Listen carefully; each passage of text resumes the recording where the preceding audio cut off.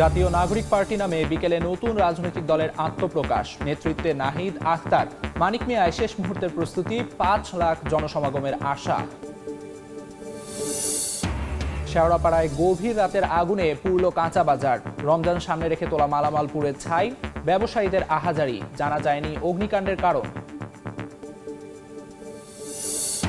অনুমোদন ছাড়াই ঢাকায় রুফটপ রেস্টুরেন্টের ছড়াছড়ি। এতদিন রাজনৈতিক কারণে নেওয়া যায়নি ব্যবস্থা, এবার বন্ধ করতে অভিযানে প্রশাসন।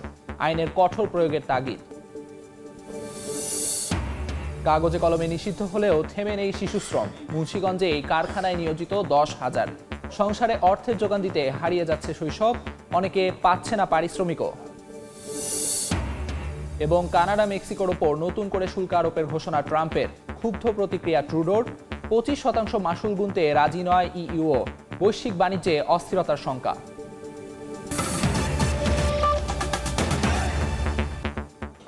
সময় সংবাদে সঙ্গে আছি আমি আমিরুল ইসলাম আলিফ। জাতীয় নাগরিক পার্টি নামে তরুণদের নেতৃত্বে বিকেলে আসছে নতুন রাজনৈতিক দল। বহুল আলোচিত দলের শীর্ষ 5 পদে থাকছেন নাহিদ ইসলাম, আখতার হোসেন, হাসনাত আবদুল্লাহ, সার্জিস আলম ও নাসির উদ্দিন পাটোয়ারি। অন্যতম উদ্যোক্তা সার্জিস আলম বলছেন, নতুন দল হবে বাংলাদেশপন্থী, ডান বাম নয়, মধ্যপন্থার জনগণমুখী রাজনীতি করবে দলটি। হাসান ওয়ালির প্রতিবেদন। স্বৈরাচারী সরকারের বিদায় ঘণ্টা বাজানো অভ্যুত্থানকারীদের নেতৃত্বে আসছে রাজনৈতিক দল। সঙ্গত কারণেই নতুন দলের গঠন প্রক্রিয়া এবং নেতৃত্ব আলোচনার তুঙ্গে। শুক্রবার বিকেলে রাজধানীর মানিক মিয়া এভিনিউয়ে আত্মপ্রকাশ ঘটবে দলটির। নাগরিক কমিটির সূত্র বলছে, দলের আহ্বায়কের দায়িত্ব নিচ্ছেন সদ্য তথ্য উপদেষ্টার পদ থেকে পদত্যাগ করা নাহিদ ইসলাম। সদস্য সচিব হচ্ছেন আখতার হোসেন। আলোচিত দুই মুখ সার্জিস আলম এবং হাসনাত আবদুল্লাহ থাকছেন উত্তর ও দক্ষিণাঞ্চলের মুখ্য সংগঠকের দায়িত্বে। এছাড়া জাতীয় নাগরিক কমিটির আহ্বায়ক নাসির উদ্দিন পাটোয়ারি পাচ্ছেন মুখ্য সমন্বয়কের দায়িত্ব। এছাড়াও কমিটিতে গুরুত্বপূর্ণ দায়িত্বে দেখা যাবে জুলাই আন্দোলনে মাঠে থাকা পরিচিত মুখদের। আমরা মধ্যম পন্থার রাজনীতি করতে চাই। নতুন দল গঠনে নেতৃত্ব স্থানীয় ভূমিকা রাখছেন গণ অভ্যুত্থানের অন্যতম নায়ক সার্জিস আলম। তিনি বলছেন, নতুন দল বৈদেশিক কোনো শক্তির আগ্রাসন বরদাস্ত করবে না। আমরা এই তরুণ প্রজন্মের নেতৃত্বে যে রাজনৈতিক দল করতে যাচ্ছি, তারা বৈদেশিক যে কোনো শক্তির চোখ রাঙানো আগ্রাসন বিন্দুমাত্র সহ্য করব না। সবার আগে দেশের স্বার্থ। আমাদের জোর দিতে হবে মানুষের সাথে কানেক্টিভিটির জায়গাটাতে। এর আগে রাজনৈতিক দলগুলো মনোনয়ন বাণিজ্য করেছে, এর আগে রাজনৈতিক দলগুলো পরিবারতন্ত্র কায়েম করেছে, এর আগে রাজনৈতিক দলগুলো স্বৈরতন্ত্র কায়েম করেছে। আমরা মনে করি বাংলাদেশে এই সময়টা শেষ হয়েছে। দেশের স্বার্থ অক্ষুণ্ণ রেখে মধ্যম পন্থার জনগণমুখী রাজনীতি করার প্রত্যয় সার্জিস আলমের। বাংলাদেশে গতানুগতিক যে রাজনৈতিক কালচারগুলো ছিল, এগুলো থেকে আমাদের এখন বের হয়ে আসতে হবে। আমাদের রাজনৈতিক কালচার হবে জনগণমুখী, রাজনৈতিক কালচার হবে দেশের স্বার্থমুখী। না ডান না বাম, না হচ্ছে উপর নিচে, এরকম কিছু না। মধ্যম পন্থার একটা রাজনীতি করতে চাই এবং আমরা আমাদের জায়গা থেকে মনে করি আমরা বাংলাদেশ পন্থার রাজনীতি করতে চাই। নতুন দল নিয়ে বিশেষ আগ্রহ রয়েছে রাজনৈতিক বিশ্লেষকদেরও। ঢাকা বিশ্ববিদ্যালয়ের রাষ্ট্রবিজ্ঞানের শিক্ষক অধ্যাপক সাব্বির আহমেদের সম্ভাবনা দেখছেন তরুণদের এই নেতৃত্বে। গতানুগতিক পথে না হেঁটে দলের অভ্যন্তরীণ গণতন্ত্র চর্চার উপর জোর তার। দলটা একটা তারুণ্য নির্ভর দল হবে, যেটি আমাকে আশাবাদী করে। কিন্তু প্রশ্ন হচ্ছে যে দল তো করলেই হবে না। গতানুগতিক ধারার যে রাজনৈতিক দল, একই ধারাবাহিকতা যদি এই নতুন দলের মধ্যে থাকে, তাহলে কিন্তু দল সেই আবারও ঘুরে ফিরে পুরনো লেগেসিতে ফিরে যাবে। অনেকটা একই রকম মত ডক্টর রাশেদা রওনক খানের। দল গঠনের পর অন্যান্য রাজনৈতিক দলের সঙ্গে বৈরিতা এড়াতে কৌশলী হওয়ার পরামর্শ তার। অন্যান্য রাজনৈতিক দল, বিশেষ করে বাংলাদেশের দুটি বড় রাজনৈতিক দল থেকে পথ চলায় যে ধরনের ভুলগুলো হয়েছে, সেগুলো শুধরে নিয়ে তারা সামনের দিকে এগোবে, এটা সকলের প্রত্যাশা। একজন নাহিদ ইসলাম পদত্যাগ করেছে, কিন্তু অন্যান্য আরও কয়েকজন আছেন, 2জন আছেন, তারা যদি সংশ্লিষ্ট থাকেন এবং তারা যেহেতু এই আন্দোলনের সাথে সংশ্লিষ্ট ছিলেন, তাদেরকে নিয়েও প্রশ্ন আসতে পারে। এই সকল মানে সরকারে থাকা অবস্থায় রাজনৈতিক দল করলে যেটা বিএনপির ক্ষেত্রেও বলা হয়ে থাকে, সেরকম তাদের ক্ষেত্রেও বলা হবে। এটা খুব স্বাভাবিক। এখন সরকার থেকে নিজেদের অবস্থানটাকে দূরত্ব তৈরি করার কি প্রক্রিয়া হতে পারে, সেটা তাদেরকেই বিবেচনা করতে হবে। নাগরিক কমিটির সূত্র বলছে, শুক্রবার প্রাথমিকভাবে শতাধিক সদস্যের আহ্বায়ক কমিটির যাত্রা শুরু হবে। পরবর্তীতে যা বাড়তে পারে। হাসান ওয়ালি, সময় সংবাদ, ঢাকা। বিকেলে রাজধানীর মানিক মিয়া এভিনিউতে আত্মপ্রকাশ করতে যাচ্ছে তরুণদের নতুন রাজনৈতিক দল জাতীয় নাগরিক পার্টি। চলছে শেষ মুহূর্তের প্রস্তুতি। বিস্তারিত জানাতে এই মুহূর্তে সেখানে আছেন সহকর্মী ধ্রুব ব্যানার্জি। সরাসরি যাচ্ছি তার কাছে। রাজধানীর মানিক মিয়া এভিনিউতে এখন কিন্তু একদমই শেষ পর্যায়ের প্রস্তুতি চলছে। আমরা লক্ষ্য করছি মঞ্চের কাজ অনেকাংশেই শেষ হয়েছে, আর কিছুটা কাজ বাকি। এছাড়াও এই যে মূল সড়কটি রয়েছে মানিক মিয়া এভিনিউ, এই মূল সড়কটির কিন্তু মূলত আড়ং থেকে খামারবাড়ি পর্যন্ত যে সড়কটি রয়েছে এই সড়কটির কিছুটা অংশ আপাতত বন্ধ রাখা হয়েছে এবং এর সামনের অংশ অর্থাৎ মঞ্চের সামনের বেশ কিছু অংশ সংরক্ষিত এলাকা ঘোষণা করা হয়েছে এবং এই এলাকাতে আজকে ঠিক 2:30 পর্যন্ত এখানে যারা এখানকে আমন্ত্রিত অতিথি আছেন তারা এখানে প্রবেশ করতে পারবেন এবং ঠিক 2:30টার পর থেকে এই এলাকাটি অর্থাৎ এই জায়গা থেকে মানিক মিয়া এভিনিউর যে পরের অংশটি রয়েছে আড়ং থেকে খামারবাড়ি পর্যন্ত যে সড়কটি নির্ধারণ করা হয়েছে এই সমাবেশের জন্য, এই এলাকাটি মূলত বন্ধ করে দেওয়া হবে। এরপর সংরক্ষিত এলাকায় আসলে আর কেউ প্রবেশ করতে পারবেন না। এখন কিন্তু একদম শেষ মুহূর্তের প্রস্তুতি নেওয়া হচ্ছে। সাউন্ড সিস্টেমের কাজ ইতোমধ্যেই অনেকাংশে কিন্তু শেষ হয়ে গেছে। মঞ্চ প্রস্তুত একদমই শেষ পর্যায়ে। পাশাপাশি আমরা এখন লক্ষ্য করছি যে বসার যে ব্যবস্থাগুলো রয়েছে এখানে কিন্তু মূল মঞ্চের সামনে অনেকটা এলাকা বসার জন্য নির্ধারণ করা হয়েছে এবং এই এলাকাটুকুতে যে চেয়ার বসানোর কাজ এখন কিন্তু চলছে। পাশাপাশি এখানকার যে যানবাহন চলাচল সেই যানবাহন চলাচল কিন্তু অনেকটাই নিয়ন্ত্রিত করে ফেলা হয়েছে। অর্থাৎ আড়ং থেকে সরাসরি খামারবাড়ি পর্যন্ত যেই সড়কটি রয়েছে সেই সড়কের অনেকাংশ জুড়ে কিন্তু এখন মূলত যান চলাচল বন্ধ আছে। কিন্তু যেহেতু আজকে মূলত সকাল থেকেই তারা যান চলাচলে অর্থাৎ আয়োজকরা যান চলাচলে তেমনটা বিঘ্ন ঘটাতে চান না, সুতরাং পার্শ্ববর্তী যে রাস্তাটি রয়েছে যেটা সচরাচর খামারবাড়ি থেকে সরাসরি ধানমন্ডি পর্যন্ত চলে যায় এই সড়কটি কিন্তু এখন পর্যন্ত খোলা রয়েছে এবং এখান দিয়ে যান চলাচল করতে পারবে। যখন সমাবেশ চলবে তখনও এই এলাকাটি দিয়ে মূলত যান চলাচল করতে পারবে। কিন্তু পার্শ্ববর্তী যে রাস্তাটি রয়েছে অর্থাৎ আড়ং থেকে খামারবাড়ি গামী যে রাস্তাটি রয়েছে এই রাস্তাটি কিন্তু যখন 2:30 বেজে যাবে অর্থাৎ 2:30টার পর থেকে এই সড়কটি পুরোপুরি বন্ধ করে দেওয়া হবে। এবং আমরা সকাল থেকে যেটা লক্ষ্য করেছি বৈষম্য বিরোধী ছাত্র আন্দোলনের সঙ্গে যারা জড়িত ছিলেন এবং জাতীয় নাগরিক কমিটির যারা নেতাকর্মী আছেন তাদের অনেকের উপস্থিতি কিন্তু আমরা মানিক মিয়া এভিনিউতে লক্ষ্য করেছি। এই ছিল রাজধানীর মানিক মিয়া এভিনিউ থেকে আমার কাছে সর্বশেষ। মানিক মিয়া এভিনিউ থেকে সরাসরি সবশেষ জানাচ্ছিলেন সহকর্মী ধ্রুব ব্যানার্জি। রমজান সামনে রেখে দোকানে তোলা হয়েছে শাকসবজি, ফলমূল, মাছ মাংস সহ হরেক রকমের পণ্য। কিন্তু বৃহস্পতিবার গভীর রাতে আগুনে পুড়ে গেছে সব। দোকানে রাখা টাকাও ছাই। প্রায় 1 ঘন্টার চেষ্টায় রাত 3:30টার দিকে রাজধানীর শেওড়াপাড়া কাঁচা বাজারের আগুন নিয়ন্ত্রণে আনে ফায়ার সার্ভিসের 8টি ইউনিট। বিস্তারিত মাহাদি ইসলাম ধ্রুব রিপোর্টে। রমজানকে কেন্দ্র করে কেউ তার দোকানে উঠিয়েছিলেন শাকসবজি, কেউ দেশি ফল, আবার কেউ বা মাছ মাংস। তবে তার কোনো কিছুই আর বাকি নেই। আগুনে পুড়ে ছাই হয়ে গিয়েছে মিরপুরের শেওড়াপাড়া কাঁচা বাজারের প্রতিটি দোকান। বৃহস্পতিবার দিবাগত রাত 2:42 মিরপুরের শেওড়াপাড়া কাঁচা বাজারে অগ্নিকাণ্ডের ঘটনা ঘটে। পরে ফায়ার সার্ভিসের 8টি ইউনিটের প্রায় ঘণ্টা খানেকের চেষ্টায় নিয়ন্ত্রণে আসে আগুন। ভুক্তভোগীরা বলছেন রমজানকে সামনে রেখে বহু টাকার মালামাল আনার পাশাপাশি অনেকেই নগদ টাকা রেখেছিলেন দোকানে, যার সব পুড়ে ছাই। কালকে 2 লাখ টাকার মাল আনছে দোকানের মধ্যে, আজকে সব শেষ, বুঝছেন? আজকে সব শেষ। এই মার্কেট কত লাখ লাখ টাকার মাল, মানুষের মাল সামানা সব শেষ, পুরো ছাই হয়েছে। রমজান মাসের বাজার আজকে রাত পড়লে শুক্রবার শনিবার বন্ধের বাজার ভাই, সবার ইউজ পরিমাণ মাল ভাই, যেরকম মাছ কন, কাঁচা বাজার, মুরগি, গোস, এবারে মুদির বাজার ভাই, সবাই ভরপুর মাল।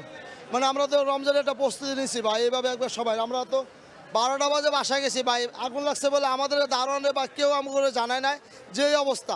আমরা এলাকাবাসী যারা আছি আমরা এসে সবাই মিলে যতটুকু পারছি, কিন্তু যেভাবে আগুন লাগছে আমাদের তো বালতি দিয়ে আমরা সেইভাবে করতে পারি নাই। পরে ফায়ার সার্ভিসের টিম আসছে, ফায়ার সার্ভিসের টিম আসা অনেক চেষ্টার পরে আগুনটা নিয়ন্ত্রণে আসছে। তাৎক্ষণিকভাবে আগুন লাগার কারণ এবং ক্ষয়ক্ষতির খবরও জানা যায়নি বলে জানিয়েছে ফায়ার সার্ভিস। আগুনের সূত্রপাত কিভাবে হয়েছে এখনো তা জানা যায়নি, তদন্ত সাপেক্ষে তা বলা যাবে। বা ঘটনাস্থল পর্যবেক্ষণ করে যেটা দেখা গেছে, শেওড়াপাড়া কাঁচা বাজারের মেনলি সবজি এবং মাছের বাজার, এখানে আগুন ধরেছে এবং এই মাছের বাজার এবং এই সবজি বাজার এগুলি বেশি, মুদি বাজার এগুলি বেশি ক্ষয়ক্ষতি হয়েছে। এদিকে অগ্নিকাণ্ডের ঘটনা পরিকল্পিত কি না তা সুষ্ঠু তদন্তের দাবি জানিয়েছেন ব্যবসায়ীরা। মাহাদ ইসলাম ধ্রুব, সময় সংবাদ, ঢাকা। অনুমোদন না থাকলেও রাজধানীতে দেদারসে চলছে রুফটপ রেস্টুরেন্ট। মেট্রো রেল রুটের দুপাশের অনেক ভবনের ছাদই এখন রেস্তোরাঁর দখলে। প্রশাসন বলছে রাজনৈতিক কারণে এতদিন ব্যবস্থা না নেওয়া গেলেও এবার দ্রুতই মাঠে নামবেন তারা। আর বিশেষজ্ঞরা বলছেন দায় সারা নয়, প্রয়োগ করতে হবে কঠোর আইন। মেহেদী হাসানের রিপোর্ট, ক্যামেরায় ছিলেন আল মামুন।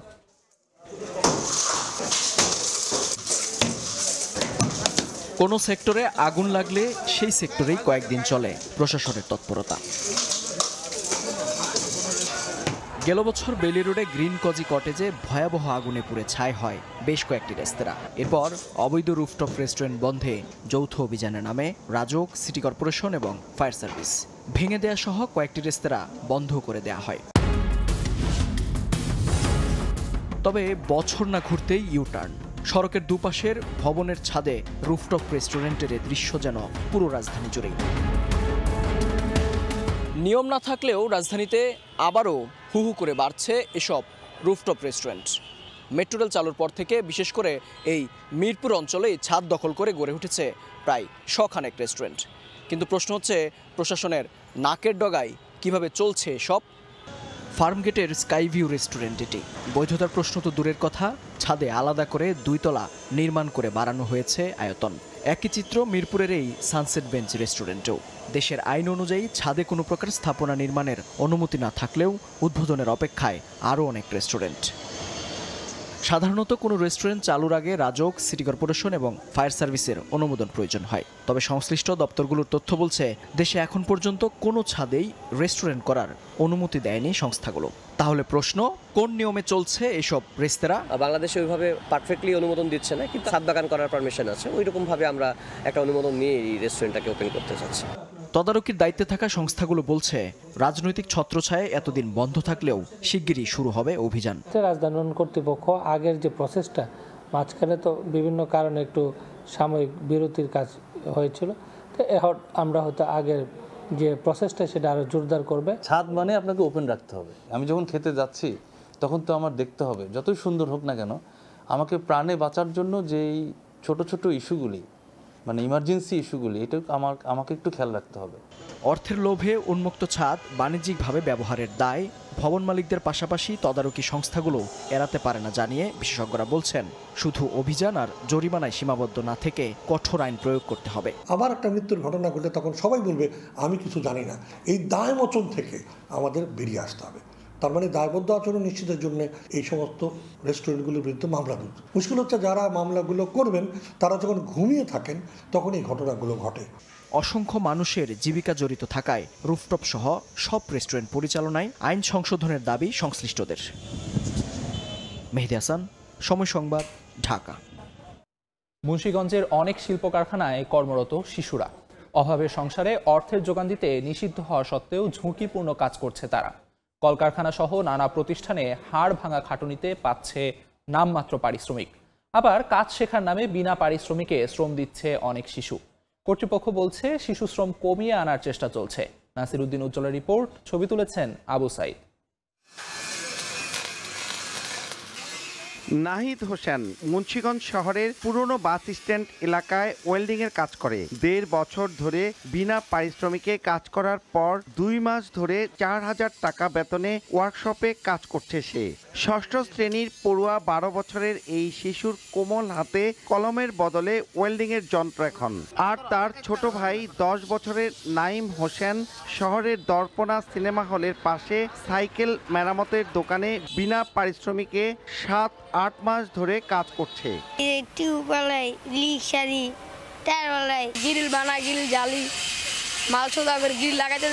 নাইম ও নাহিদের মতো হাজার হাজার শিশু কাজ করছে জেলা জুড়ে। কলকারখানা ও প্রতিষ্ঠান পরিদর্শন অধিদপ্তরের তথ্য মতে জেলায় গেল 7 মাসে 30 শিশুকে শিশুশ্রম থেকে সরিয়ে আনা গেছে, তবে এখনও 10 সহস্রাধিক শিশু শ্রম দিয়ে যাচ্ছে। ইটের ভাটা আর ইট ভাঙা সহ নানা ঝুঁকিপূর্ণ কাজেও শিশু শ্রম বাড়ছে। কম মজুরিতে দীর্ঘ সময়ের জন্য শিশু শ্রমিক পাওয়ায় সুযোগ নিচ্ছেন মালিকরা। মানে অনেক পরিশ্রম করতে হয়, পরিশ্রম করে টাকা মানে উপার্জন করতে হয়। উপার্জন করার পরে দেখা যাইতেছে যে টাকা আমরা বিল পাই সেই টাকা দিয়ে আমাদের জীবনটা মানে চলার অবস্থা না। জিনিসপত্রের দাম তো স্বাভাবিক বাড়ছে, তা আঙ্গ সপ্তাহে 2000 টাকা আঙ্গ বেতন কোনো বাড়ে নাই। জেলায় শিশু শ্রম বন্ধে কাজ করা কলকারখানা ও প্রতিষ্ঠান পরিদর্শন অধিদপ্তরের কর্মকর্তা বলছেন শিশু শ্রম বন্ধে চেষ্টা চালিয়ে যাচ্ছেন, তবে দরিদ্র পরিবারের শিশুদের পুনর্বাসনে গুরুত্বপূর্ণ ভূমিকা রাখা কোনো এনজিও নেই এ জেলায়। সরকারের পাশাপাশি যে যার অবস্থান থেকে আমরা এই শিশু শ্রমকে না বলবো, শিশু শ্রম বন্ধে কাজ করে যাব। আমরা প্রতিটা টিম 4টা টিম কাজ করছে নিরলসভাবে, সে কাজ করে আমরা শিশু শ্রমটাকে আমরা কমাই আনার চেষ্টা করতেছি। সরকারি হিসেবে জেলায় 543টি কারখানা রয়েছে, এর মধ্যে অনেক কারখানায় শিশুদের দিয়ে কাজ করানো হয়, আর ইট ভাটায় প্রায় প্রতিটিতেই শিশু শ্রমিক রয়েছে। নাসির উদ্দিন উজ্জ্বল, সময় সংবাদ, মুন্সিগঞ্জ। 4 বছর পর নিজস্ব পদ্ধতিতে পরীক্ষা দিচ্ছে সিলেটের শাহজালাল বিজ্ঞান ও প্রযুক্তি বিশ্ববিদ্যালয়। স্নাতক প্রথম বর্ষ 2024-25 শিক্ষাবর্ষের ভর্তি পরীক্ষায় প্রতি আসনের বিপরীতে লড়ছেন 51 শিক্ষার্থী। এই মুহূর্তে ক্যাম্পাস এলাকায় আছেন সহকর্মী অপু বণিক, সরাসরি যাচ্ছি তার কাছে। দেখুন, আমরা এই মুহূর্তে রয়েছি সিলেট শাহজালাল বিজ্ঞান প্রযুক্তি বিশ্ববিদ্যালয়ে। প্রায় 4 বছর পর সাবিপ্রবি নিজস্ব পদ্ধতিতে কিন্তু এই পরীক্ষা নিচ্ছে এবং প্রায় 5টি বিভাগে আজকের এই পরীক্ষাটি অনুষ্ঠিত হতে চলেছে।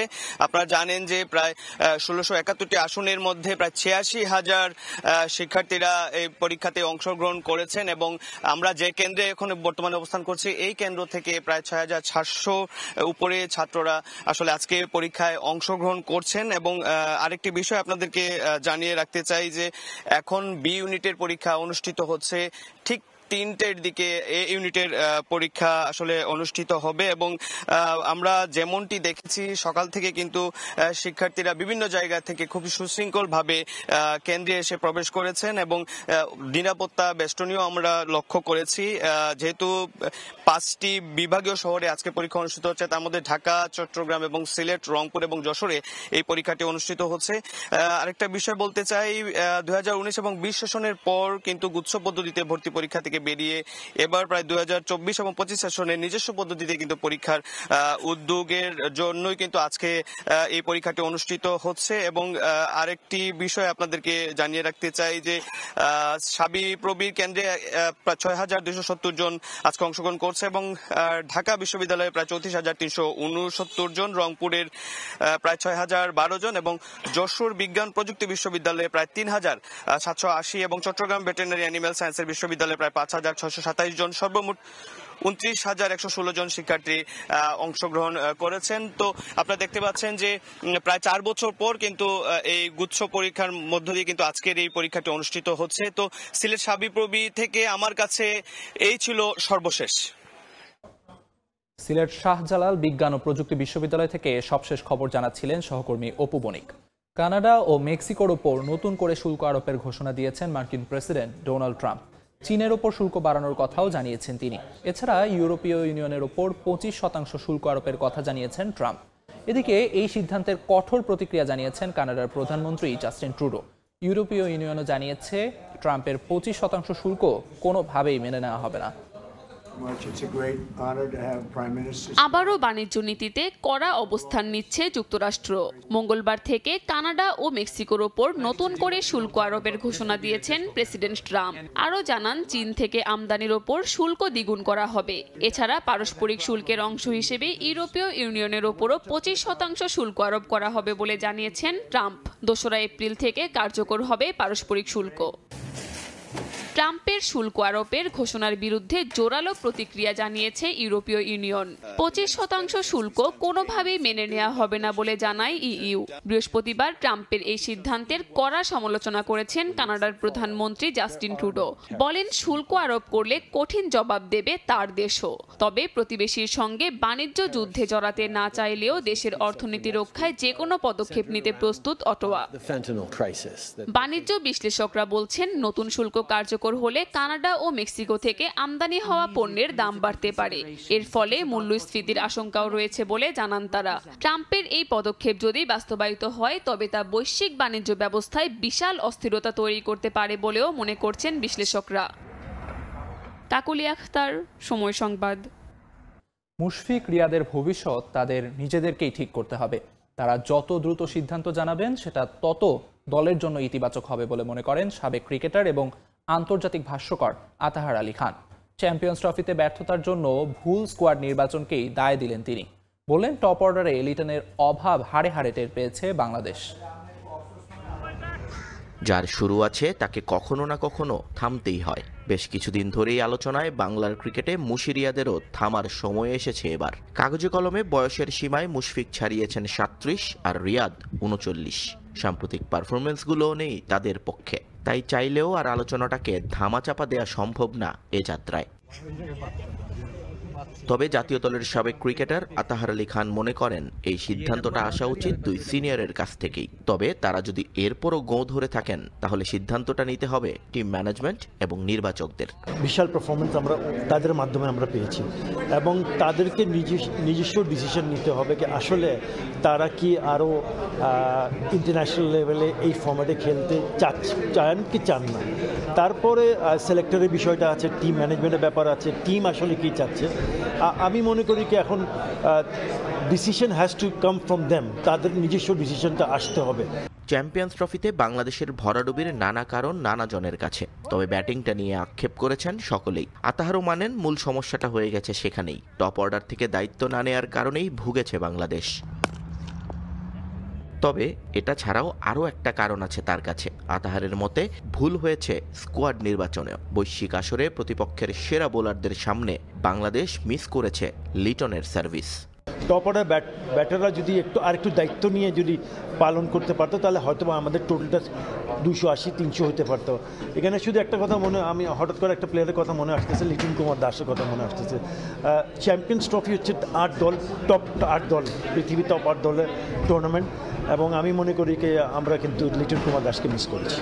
বাংলাদেশ দলের বাজে পারফরমেন্সের প্রভাব পড়ে আতাহারের কমেন্ট্রিতেও। সহধারাভাষ্যকারদের সামনে খুব বেশি প্রশংসা করার সুযোগ পান না তিনি। আশা খুব দ্রুতই এই অন্ধকার কেটে যাবে বাংলাদেশ ক্রিকেটের। তিনিও সগৌরবে গলা ফাটাবেন শান্ত মিরাজদের জন্য। নিয়ন মোহাইমিন, সময় সংবাদ, রাওয়ালপিন্ডি, পাকিস্তান। এ পর্যায়ে শীর্ষ সংবাদগুলো জানিয়ে দিচ্ছি আরেকবার। জাতীয় নাগরিক পার্টি নামে বিকেলে নতুন রাজনৈতিক দলের আত্মপ্রকাশ। নেতৃত্বে নাহিদ আখতার, মানিক মিয়ার শেষ মুহূর্তের প্রস্তুতি, 5 লাখ জনসমাগমের আশা। শেওড়াপাড়ায় গভীর রাতের আগুনে পুড়ল কাঁচা বাজার। রমজান সামনে রেখে তোলা মালামাল পুড়ে ছাই, ব্যবসায়ীদের আহাজারি, জানা যায়নি অগ্নিকাণ্ডের কারণ। এবং অনুমোদন ছাড়াই ঢাকায় রুফটপ রেস্টুরেন্টের ছড়াছড়ি। এতদিন রাজনৈতিক কারণে নেওয়া যায়নি ব্যবস্থা, এবার বন্ধ করতে অভিযানে প্রশাসন। আইনের কঠোর প্রয়োগের তাগিদ।